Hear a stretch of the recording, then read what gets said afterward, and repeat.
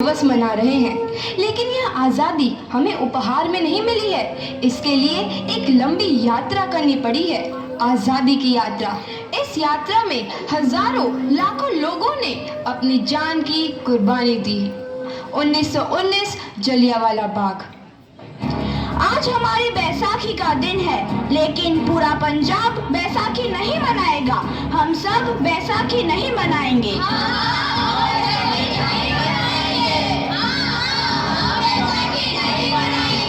जब तक हम अंग्रेजों को भारत से बाहर नहीं निकाल देते, पूरा पंजाब बैसाखी नहीं मनाएगा। अच्छा, तो तुम सब हमारा विरोध करता है, भाग जाओ यहाँ से, इसका अंजाम बहुत ही बुरा होगा। हम नहीं जाएंगे, तुम लोग जाओगे। हमें नहीं, तुमको भारत से भागना होगा। Soldiers fire!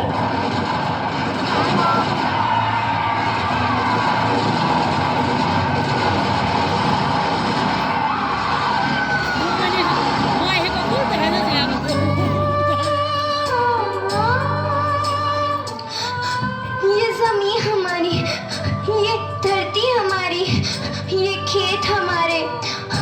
अभी थोड़ी देर पहले हमारी ये फसलें लहरा रही थी, पर इन अंग्रेजों ने हमारी फसलें बर्बाद कर दी। इन अंग्रेजों ने एक ही झटके में इन सब फसलों को काट दिया। अंग्रेजों, तुम्हारे इस अत्याचार से हम डरेंगे नहीं। इस अत्याचार का बदला लेकर रहेंगे। हम आजादी लेकर रहेंगे। वाला बाग हर हिंदुस्तानी की आंख नम कर गया। इस कांड में कितने मासूमों की आहुति चढ़ गई। इतनी हैवानियत से इंसानियत कत्ल कर दी गई। जलियांवाला बाग के हत्याकांड ने आज़ादी की आग में घी देने का काम किया। मासूम औरतों, बच्चों की दर्द भरी चीखें और सिसकियां इनकलाब का गूंज बनकर उभरी। लाला लाजपत राय, भगत सिंह, राजगुरु, सुखदेव सरीखे क्रांतिकारियों ने भारत की इस जमीन से विदेशी दरिंदों को निकाल फेंकने के मंसूबे मजबूत कर लिए। 8 अप्रैल 1929 लाला लाजपत राय के नेतृत्व में साइमन कमीशन के खिलाफ एक भारी जुलूस निकाला गया। Simon Commission, Simon Commission, Simon Commission, Simon Commission, Simon Commission, Simon Commission,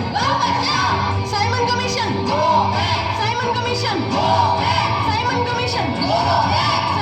Lala ji, आप आगे बढ़ो, हम आपके साथ हैं। लाला जी, संघर्ष करो, हम आपके साथ हैं। लाला जी, संघर्ष करो, हम आपके साथ हैं। लाठीचार्ज करो!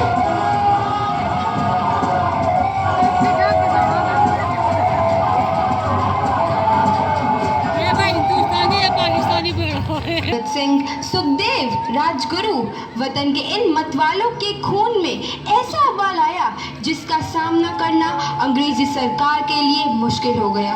अंग्रेजों को करारा जवाब देने के लिए स्कॉट और सैंडर्स को मारने की रूपरेखा रची गई।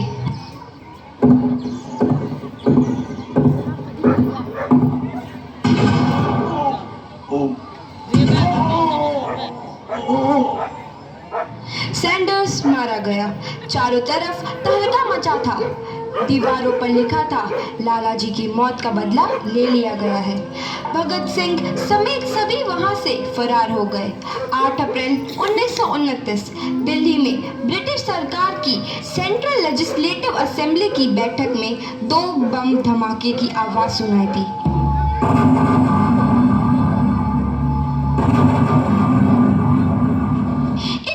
ने अंग्रेजी हुकूमत को हिलाकर रख दिया। इस घटना को अंजाम देने वाले भगत सिंह, राजगुरु और सुखदेव ने अपने आप को अंग्रेजों के हवाले कर दिया। 1930 को अदालत ने अपना फैसला सुनाया। मुलजिम भगत सिंह, मुलजिम राजगुरु, मुलजिम सुखदेव को दफा 121 और दफा 302 के तहत ये अदालत तीनों को मुजरिम करार देती है और इस गुस्ताखी के लिए ये अदालत इन तीनों को सजाए मौत की सजा सुनाती है। सरफरोशी की तमन्ना अब हमारे दिल में है। देखना है जोर कितना बाजुए कातिल में है।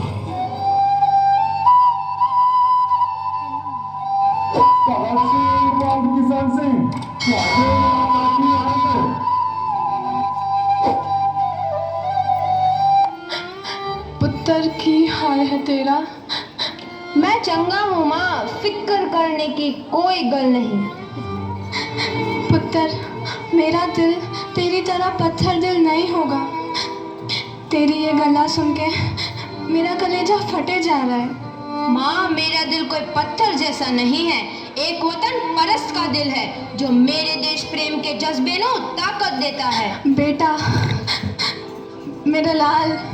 माँ, आज मेरी तपस्या पूरी होने जा रही है। जे तू रोई तो मैनू तकलीफ होइया।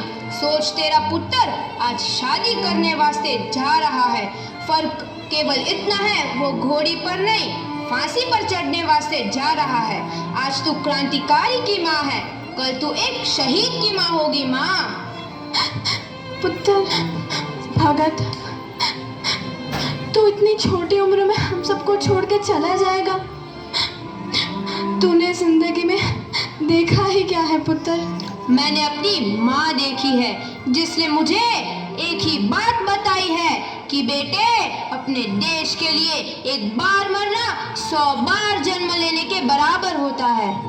अच्छा माँ, अब आशीर्वाद दे, आखिरी बार विदाई लेने का समय आ गया है। भगत,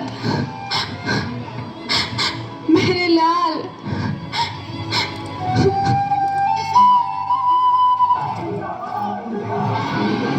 भगत सिंह, तुम्हारी कोई आखिरी ख्वाहिश? हमारे हाथ खोल दिए जाए। हम तीनों दोस्त एक दूसरे से गले मिलना चाहते हैं, उनके हाथ खोल दिए जाए।